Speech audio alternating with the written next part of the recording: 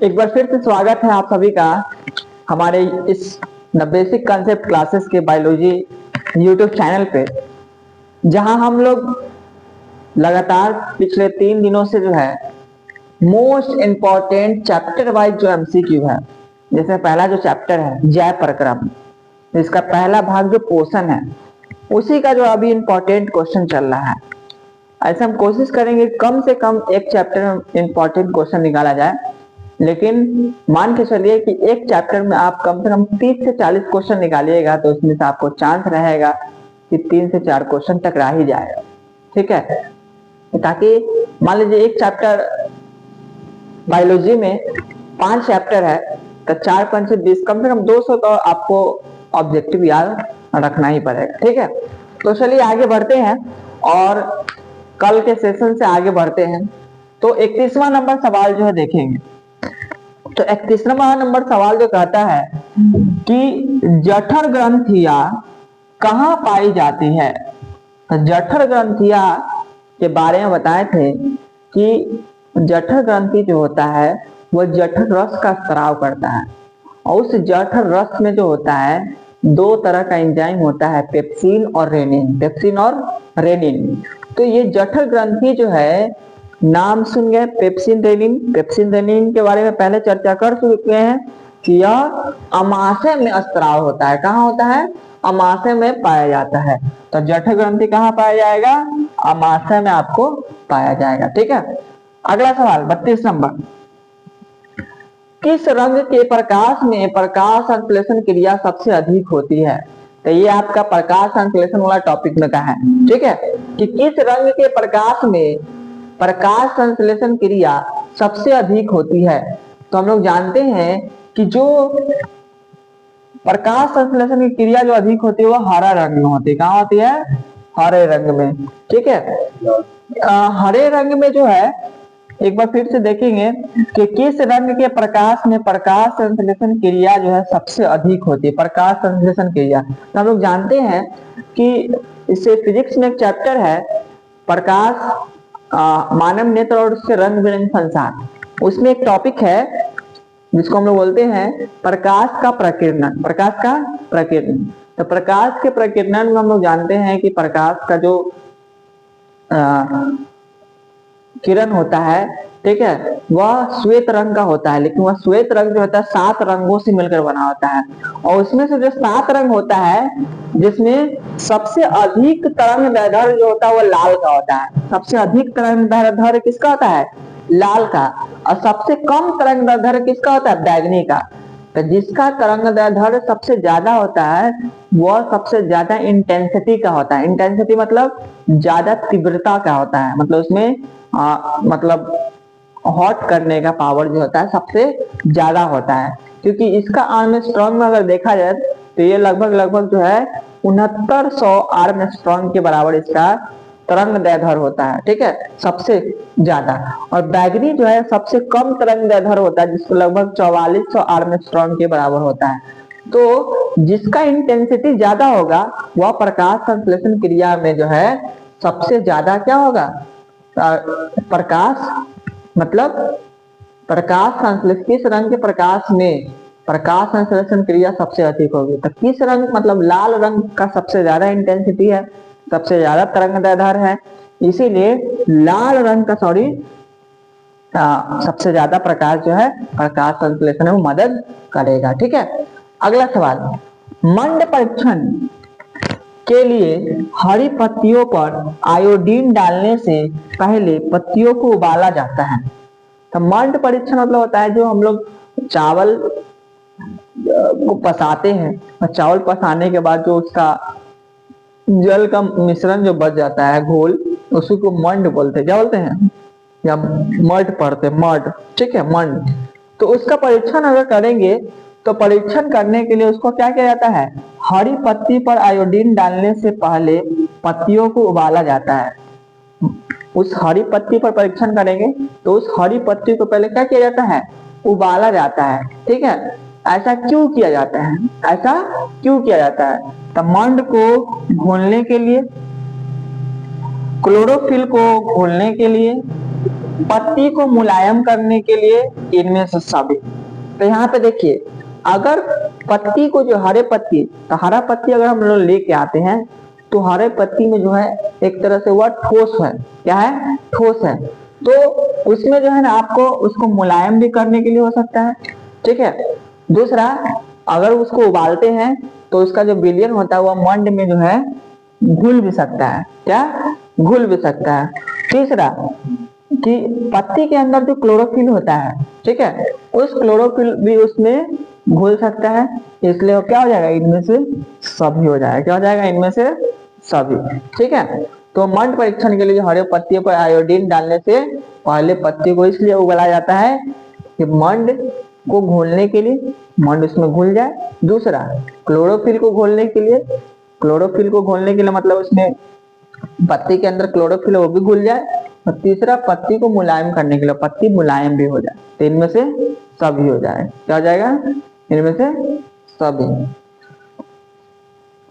मंड पत्ती को मुलायम करेगा, फिर क्लोरोफिल को घोल लेगा।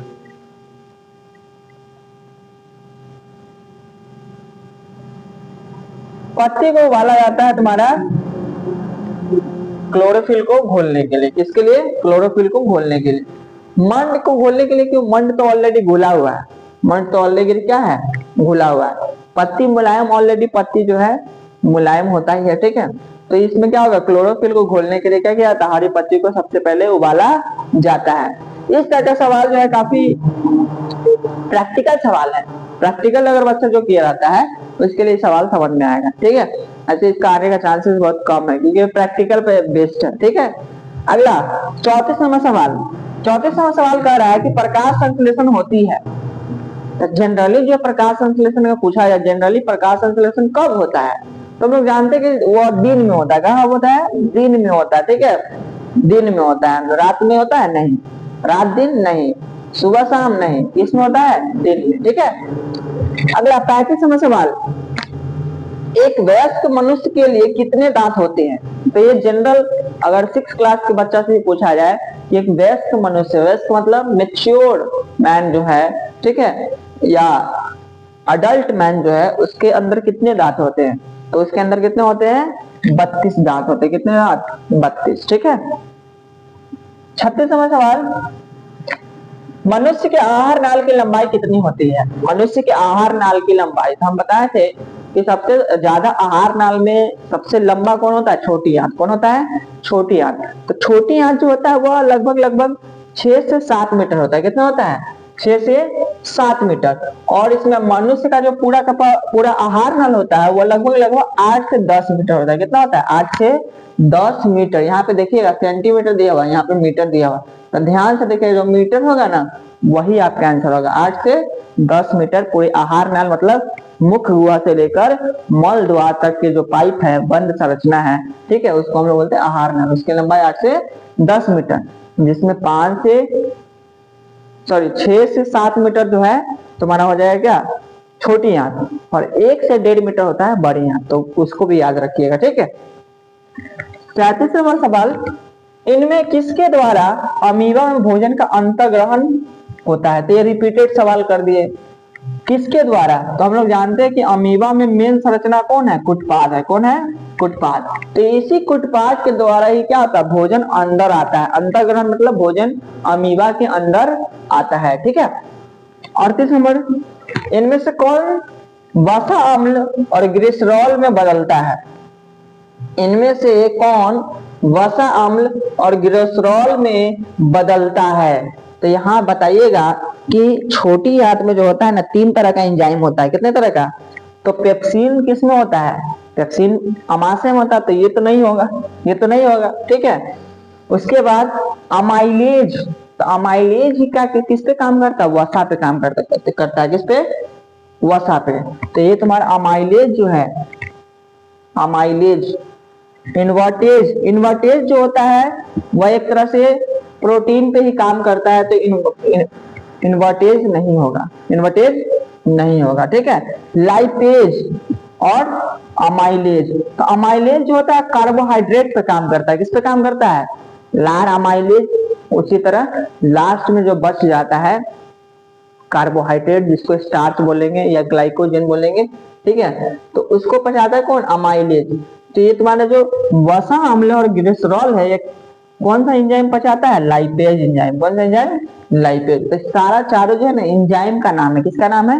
एंजाइम का, ठीक है। अमाइलेज किस पे काम करेगा? तो अमाइलेज छोटी आंत में जो है वह कार्बोहाइड्रेट पे काम करेगा, ठीक है, मतलब कार्बोहाइड्रेट को पचाएगा। पेप्सिन अमाशय में पाया जाएगा जो किसको पचाएगा? अघुलनशील प्रोटीन को, ठीक है। और ये इन्वर्टेज जो है यह रिवर्स, मतलब एक तरह से ये भी प्रोटीन पे ही काम करता है। और लाइपेज जो है किस पे काम करेगा? वसीय अम्ल और ग्लिसरॉल पे, वसीय अम्ल और ग्लिसरॉल पे, ठीक है। 39 नंबर सवाल, ऑक्सीजन के परिवहन के लिए जिम्मेदार रक्त का घटक है। तो सबसे पहले आप लोग जानिए कि रक्त के कितने घटक हैं। तो रक्त के दो घटक होते हैं, एक ठोस घटक, एक तरल घटक। तो ठोस घटक को हम लोग बोलते हैं रक्त कण। क्या बोलते हैं? रक्त कण। और तरल घटक को हम लोग बोलते हैं क्या? लसिका, या उसको लिम बोलेंगे, प्लाज्मा, सॉरी। तरल घटक को बोलते हैं प्लाज्मा और ठोस घटक को बोलते हैं क्या? रक्त कण। और ये रक्त कण जो होता है 3 प्रकार का होता है। एक लाल रक्त कण जिसको आरबीसी बोलते हैं, दूसरा श्वेत रक्त कण जिसको डब्ल्यूसी बोलते हैं, और तीसरा प्लेटलेट्स। प्लेटलेट्स को हम लोग पट्टिकाणु, डिम्बाणु या थ्रोम्बोसाइट बोलते हैं, ठीक है। तो इसमें से है ना आपको ध्यान देना है कि रक्त का घटक जो परिवहन के लिए जिम्मेदार है, रक्त का घटक जो किसके लिए? परिवहन के लिए। परिवहन मतलब ऑक्सीजन को फेफड़ा में से कहां ले जाए? बाकी शरीर के अंगों तक ले जाए। तो वो जिम्मेदार है तुम्हारा कौन? आरबीसी। कौन है? आरबीसी। कौन है? आरबीसी। क्योंकि आरबीसी के अंदर ही हीमोग्लोबिन होता है। कौन होता है? हीमोग्लोबिन। और ये हीमोग्लोबिन जो है ऑक्सीजन को एक जगह से दूसरी जगह क्या करता है? परिवहन करता है। और यही हीमोग्लोबिन का काम है कि कोशिका के अंदर जो कार्बन डाइऑक्साइड बनता है, उस कार्बन डाइऑक्साइड को भी वापस कहाँ लाता है? फेफड़ा तक लाता है। मतलब फेफड़ा से ऑक्सीजन को ले भी जाता है और वापस कार्बन डाइऑक्साइड को कोशिका से फेफड़ा तक लाता भी है। कौन? आरबीसी के अंदर जो पाया जाता है कौन? हीमोग्लोबिन। कौन? हीमोग्लोबिन। हीमोग्लोबिन एक तरह का क्या है? प्रोटीन है। क्या है? जिसको HB से दिखाते हैं। हीमोग्लोबिन एक तरह का क्या है? प्रोटीन है, जिसको किससे दिखाते? HB से, ठीक है। हीमोग्लोबिन में जो होता है वह 4 आयरन चेन से जुड़ा होता है। 4 आयरन चेन। आयरन मतलब जो हम लोग लोहा बोलते हैं, मिनरल्स बोलते हैं, वह आयरन जो है ना किससे जुड़ा होता है? हीमोग्लोबिन आयरन का बना होता है, ठीक है। तो आपको जो है याद रखिएगा कि ऑक्सीजन का परिवहन कौन करता है? हीमोग्लोबिन। हीमोग्लोबिन पाया किसमें जाता है? आरबीसी में। किसमें? आरबीसी में, ठीक है। रक्त पट्टिकाणु को ही बोलते हैं क्या? प्लेटलेट्स। तो ये नहीं होगा, ठीक है। आरबीसी याद रखिएगा। आरबीसी में ही हीमोग्लोबिन पाया जाता है और आरबीसी का हीमोग्लोबिन ही क्या करता है? परिवहन कराने के लिए जिम्मेदार है। 40 नंबर सवाल, मनुष्य में नासिक छिद्र लैरिंक्स, ट्रैकिया तथा फेफड़े मिलकर बनता है। मनुष्य में नासिक छिद्र लैरिंक्स, ट्रैकिया तथा फेफड़ा मिलकर बनता है। तो ये आपका दूसरा टॉपिक का सवाल है, श्वसन का। किसका? श्वसन का। जिसमें हम लोग पढ़े थे कि श्वसन के जो होता है ना निम्नलिखित भाग है, जिसमें पहला पढ़ते हैं क्या? नासागुआ, जिसको नासिक क्षेत्र बोलते हैं, फिर उसका नेसोफेरिंक्स, फिर लैरिंक्स, फिर कंठ, फिर ब्रोंकस, फिर उसका फेफड़ा। मतलब इसका क्या है? और इसका लास्ट है डायफ्राम। तो ये इसका किसका? श्वसन तंत्र का अंग का नाम है। नासिक क्षेत्र जिसको नासागुआ बोलेंगे, ठीक है। नेसोफेरिंक्स, फिर उसका लैरिंक्स, फिर उसका कंठ, ठीक है। कंठ के बाद क्या होगा? कंठ को ट्रैकिया बोलते हैं, कंठ।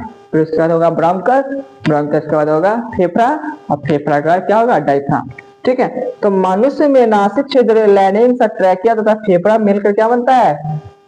श्वसन तंत्र बनता है। क्या बनता है? श्वसन तंत्र। तो श्वसन के बारे में कल हम लोग थोड़ा डिटेल जानेंगे और कोशिश करेंगे कि जो उसका इंपॉर्टेंट ऑब्जेक्टिव के साथ साथ जो सब्जेक्टिव भी समझाना होगा उसको भी समझाते चलेंगे। चलिए आज के लिए धन्यवाद।